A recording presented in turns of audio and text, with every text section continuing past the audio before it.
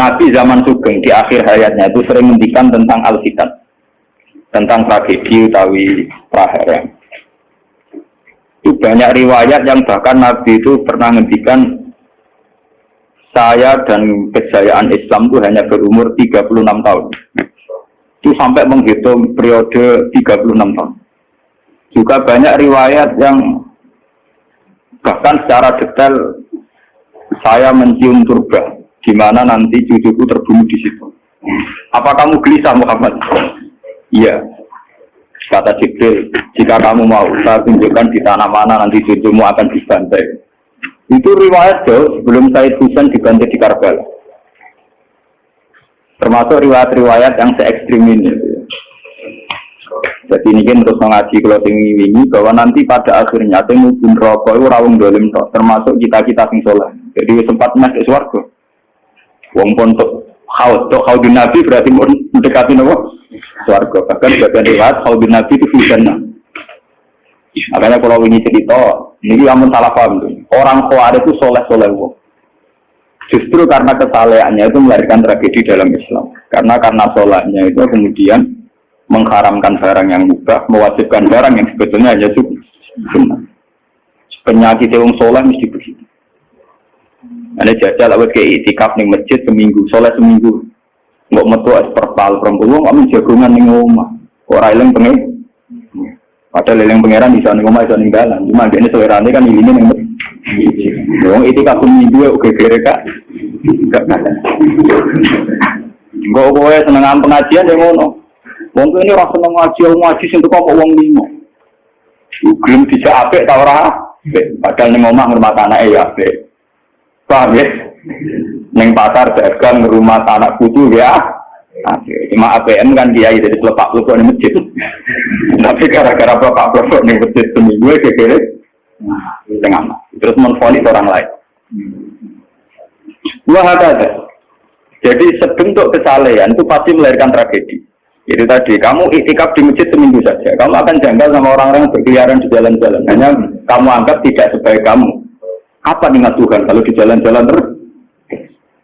Kamu nyai di satu daerah yang ngaji 10-20, nanti kamu kecewa. Orang sini gak seneng ngaji, gak seneng kebenaran, gak seneng kebaikan.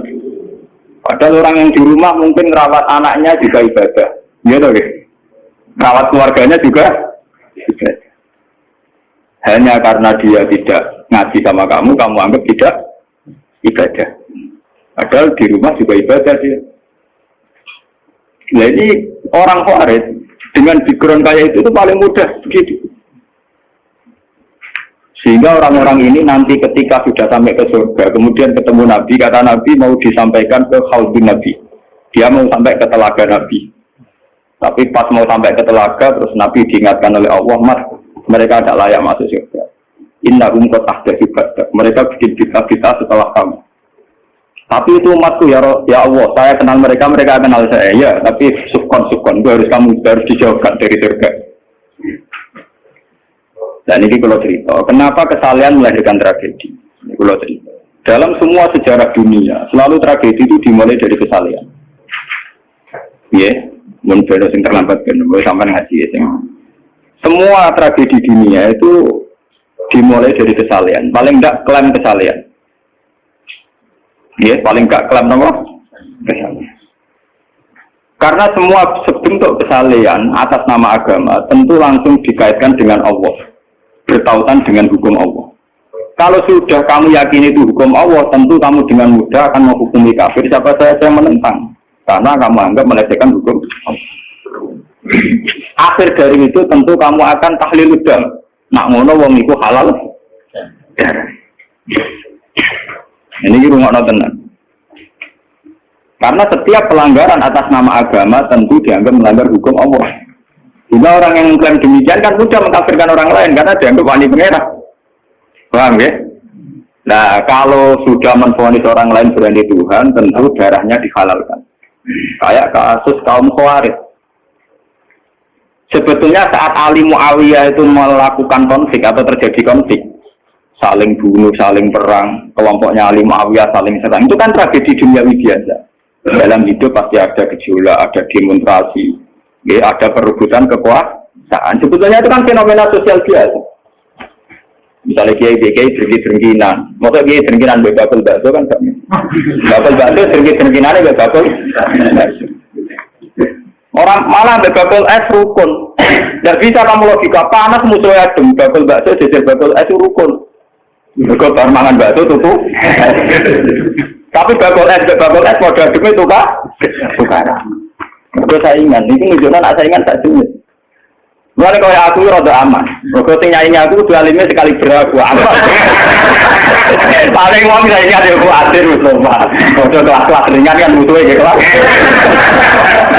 Orang ini kena ngalih tulisan kaliber, jadi rapati di musuh. Maksudnya ngalihnya kaliber terus fasilitas biasa. Uang rapati nyuco, uang rapati berubati, uang rapati dringki apa? Mampu ayo mak turu temangsang ning kos dringki ini apa?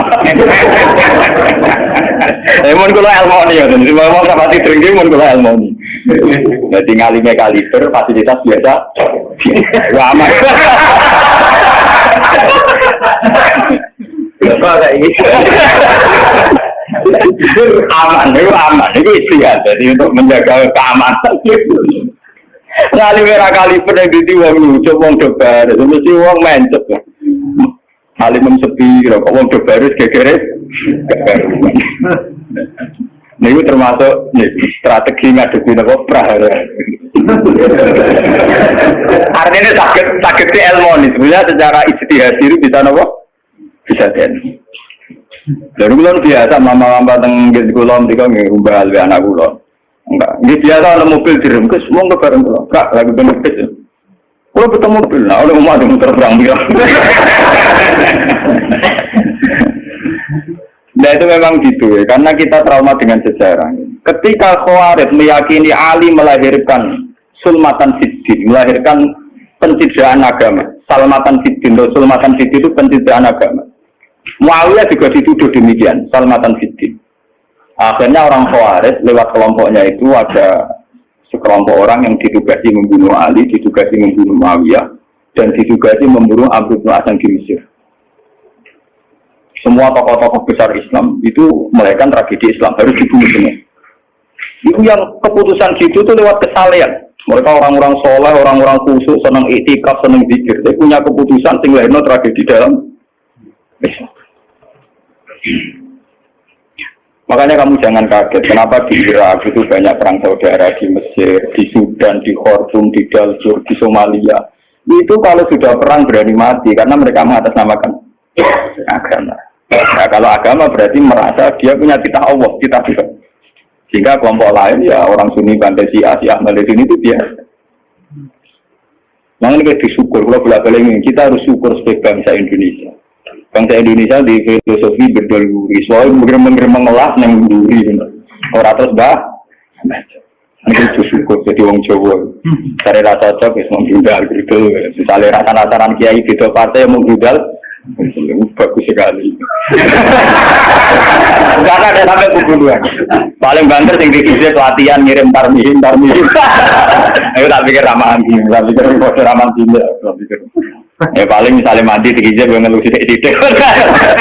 Orang ini mati. Paham? Semenjak itu tragedi itu tidak dimulai dibunuh non-Muslim, tapi dibunuh orang Islam. Semenjak peristiwa Ali Muawiyah. Dulu Umar itu matinya masih keren. Umar itu dibunuh oleh seorang Yahudi, Abu Lulu, seorang Majusi, Abu Lulu al-Majusi.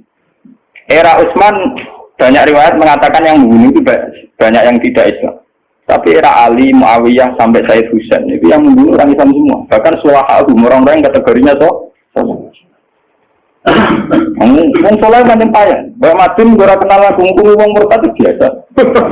Karena daftar kemurtatan dalam kitab-kitab salaf itu terlalu banyak. Sama kalau ngaji Sulam Taufik, Sulam Sabina itu betapa mudah orang-orang masuk kategori nomor. Mohon pengkodok kulo rata atau ajaran. Lu ada sing kiai tanglet kulo, Gus yo mboten ngobrol ajaran iki pondok jenenge. Lagi bantah aku kok takok. Nak bantah, bantah-bantah, nak takok tak jawab. Ini umum kulo perhitung dong, itu memang resiko. Resiko ada takfir. Bukan kitabnya yang salah. Kita kalau tidak punya khazanah banyak itu resiko. Jadi kalau baca kitab gitu harus punya khazanah yang lain yang apa? banyak. Sehingga tidak mudah mentakfirkan orang atau memurtadkan orang. Semenjak Ali Muawiyah tragedi, karena kelompok-kelompok soleh itu menvonis Ali itu murtad atau Muawiyah itu murtad, kemudian diteruskan, kalau gitu halal darahnya, akhirnya dibunuh. Ali ya dibunuh, Muawiyah ya seringkali mengalami percobaan dibunuh. Ya kalau kan ada cerita tengah sini, jadi Ali hasil dibunuh, yang Muawiyah sebetulnya subuh itu juga dibunuh, tapi pas itu Muawiyah meriang, yang imami itu wakilnya, sehingga yang dibunuh wakil. Mulanya kalau boleh cerita, nih tinggal dengan uang kesolehan mesti pintu-pintu. Uang kuaris sih pintu-pintu. Uang ngongkon killer, ngongkon pembunuh bayaran, atau tarifnya ini. Dalam Muawiyah itu sopo, pokoknya sing imami itu. Orang disifati ciri-ciri spesifik buatan, pokoknya sing imami. Dalam Muawiyah itu beriak. Uang imami, jadi materi. Uang apa jenisnya? Apa itu istilahnya tugas-tugas yang super bahaya kok tarifnya pokoknya cuma itu wah emproh buat ini yang piye kok tak ada piye tapi itu yang piye kemudian polisi itu kayak tasik orang tarifnya pokoknya yang imami imami yang meriah masih PHP jadi apa bunuh profesional. Walhasil semenjak itu tragedi dimulai dari takfir. Setelah itu ada era Muawiyah punya anak Yazid. Yazid ada isu dia senang nyabu, senang ngeflek. Dia orang yang nakal saat jadi pemimpin. Orang Islam sholat tersinggung. Wong kok dipimpin wong dolim. Orang Islam ekstrim wong kok dipimpin wong rasolat. Wong ra bener kok mimpin wong bener. Akhirnya Madinah bergejolak. Madinah bergejolak ini kemudian banyak yang merokokasi Said Husain supaya ngambil alih kepemimpinan sinten. Sampai tak cerita di tragedi kita lihat. Walhasil Said Husain akhirnya lewat bantuan orang-orang Kufah. Orang Kufah itu saat ini dari wilayah Irak. Ya. Jadi kayak Kufah, Asfahan, terus Nahawandu itu ikut wilayah Irak. Ketika Irak pecah dengan Iran, ikut wilayah apa? Iran. Dulu yang situ semua itu namanya orang dulu kalau bilang itu Kufah sama Basra. Ya, dong, makanya kalau di kitab-kitab Nahwu semua kitab salah kalau bahasakan kawasan itu, kalau tidak kawasan Kufah ya Basra. Sekarang di bahasa internasional lebih dikenal Irak semua. Tapi kalau dulu orang bilang itu Kufah, Basra, Nahawandu, Asbahan, Khurasan. Itu kan dan Rosamban. Orang-orang Kufah datang ke Madinah. Ya Husain, karena yang dituduh zalim, kita yang nanti di Kufah siap membeat jenengan jadi khalifah, siap dukung jenengan jadi apa? Khalifah. Ini itu mengkudeta kepemimpinan ya. Said Husain sebagai orang junior, beliau konsultasi sama Said Ibn Abbas. Ibn Abbas itu pernah paman, karena Ibn Abbas itu misananya Nabi. Ya, Ibn Abbas itu kan misananya Nabi. Beliau itu sugeng nanti era Said Husain ya. Ibn Abbas sugeng nanti era Said Husain. Ketika Said Husain konsultasi sama Ibn Abbas, dihentikan Yabna Ammi, Al-Kufah la tafi. Sopo sing ape dukung kowe? Tiang Kufah ya Ammi. Wong Kufah atau jujur. Wong Kufah itu bulat gak welet. Al-Kufah la tafi. Wong Kufah nak janji atau nepak? Dulu kayak kawasan Kufah, ini sampai kalau cerita sejarah, zaman roh. Kan tiap daerah kan terkenalan dewe-dewe. Ono daerah terkenal Bedol Guri, ono daerah terkenal Badoan. Dua tenan lora tiap daerah kan terkenalan dewe-dewe. Yang repot terkenal Bedol Guri, ono terkenal gak Madura Bado. Ono terkenal daerah, oh daerah kok wah medhit kabeh. Nah, kalau nang Sudo, wah wani wong lanang kan tiap daerah aja. Dia terkenalan sendiri-sendiri. Paham ya, karena perilaku budaya orang mesti diciri. Nah, itu di era itu Kufah itu punya ciri khas Al-Kufah la tafi. Wong Kufah mesti beraju. Tenang. Walhasil akhirnya Said Husain minta maklum ya, minta supaya dimaklumi. Ya Ami, saya ini sudah bertekad untuk menuruti permintaan orang-orang Kufah. Jadi meskipun paman saya melarang, saya tetap berangkat. Kata Ibn Abbas, ya sudah kalau itu jadi keputusan kamu. Mulanya Said Husain ini terkenal Said sing berengkel. Mulanya kena diciteni. Said sing turunan Husain, ini rata-rata berengkel-berengkel. Ini kasus orang Iran itu rata-rata Saidnya Husain. Kados Abdul Qadir, kados Said Muhammad itu Al Hasan. Makanya kalau Said Muhammad itu Al Hasan rata-rata karena Said Hasan dulu itu yang punya keputusan amul istima, jadi tidak mau perang. Sehingga era Said Hasan yang dikatakan amul istima, tahun bersatunya umat. Era Husain betul. Walhasil wala-wala cerita Said Husain kersok dibawa orang Kufah menuju Irak. Pas sampai Karbala, Said Husain bilang gini sama pengawal-pengawalnya, ini sampai mana? Ini Karbala ya Husain. Husain hadihi karobun wabala. Ini karobun, kesusahan wabalaun dan tragedi ujian. Delalah pasukan yang dikirim Yazid bunuh Sayyid Husain ya pasti mudik Karbala. Dan itu yang diperingati orang Syiah di 10 Muharram yang disebut tragedi Karbala. Makanya bendera-bendera Syiah itu tulisannya ya Husain, karena orang Syiah meringati hari meninggalnya Husain itu jadi hari suci betul. Dari besarnya orang Syiah itu hari tragedi Kabupaten Sinten Husain, yaitu di Karbala. Nah kemudian versi cerita itu bulat.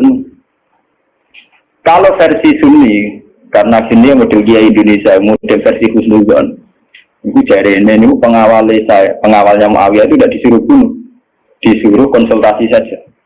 Cuma mereka overacting bunuh.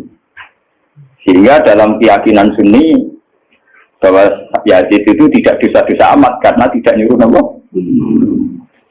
Tapi nak Rusia, nyatanya mata ini kok dikelah-kelah, mata ini ya mata. Wah semenjak itu lahirlah kelompok Syiah besar-besaran. Siapa yang berbau Yazid, berbau Umayyah harus dibunuh. Kemudian dendam ini dijilmakan menjadi kelompok besar di dunia, ini Syiah. Nanti sama.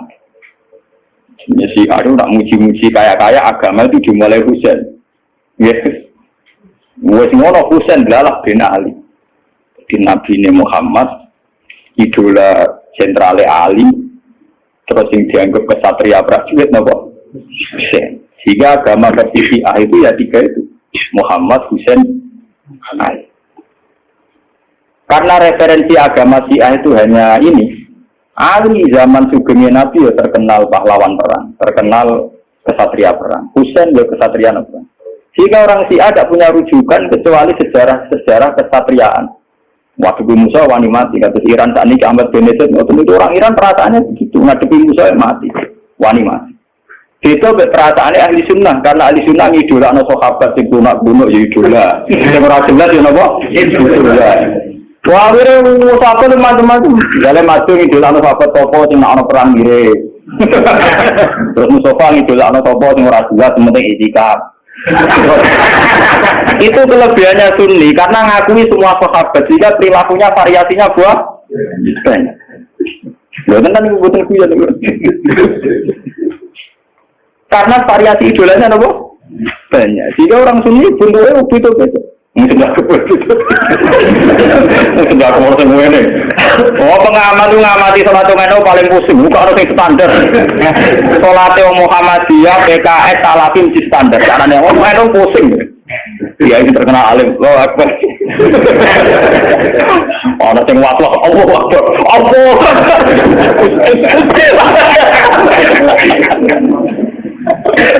Oh sudah akbar orang semua ini. Orang ini, orang yang santai. Ono sing kabine ngancing nono selik. Karena orang Sunni terlalu banyak tokoh idola, karena keyakinan Sunni semua sahabat itu layak diikuti. Itu barokah laknat keyakinan Sunni itu semua sahabat layak napa? Sahabat macam-macam, akhirnya orang Sunni macam-macam. Itu beda dengan Syiah. Sentral sejarahnya di Husain sebagai martel perang atau kesatria perang. Ali terkenal Al-Qarrar, orang yang reputasinya juga tentang apa? Jika dalam terminologi Syiah itu tidak ada istilah bil hikmati wal mau'izatil hasanah, sing sabar ngadepi Musa sing santun ora mahal tuh. Paham ya? Benar ngerti kenapa sih acara berpikir demi Sunni boten. Mau kiai iku dhisik ning daerah Abangan. Mujite sik Islam ora malas. Malah diumum. Wah cerita seputar rawani tok. Seputar kasar, seputar kawan. Sekarang kok itu diwani jotosan. Jadi sejarah dengan sabar. Sehingga dalam tradisi Sunni tidak ada revolusi sampai sekarang. Beda dengan di Syiah. Libanon pengikut Syiah, Syria ya Syiah. Iran juga Syiah. Meskipun Syiah sendiri punya variasi, Syiah Imamiyah, Syiah Ismailiyah, Zaidiyah, dan sebagainya. Tapi trennya sama, tetap menjadikan Said Hussein sebagai sentral. Emang tidak nonton TV kan nonton bendera Syiah di sana apa? Ya apa? Ya Hussein. Nah sampai idola kan buatan Hussein. Idola Hasan. Said Hasan itu rasa seneng.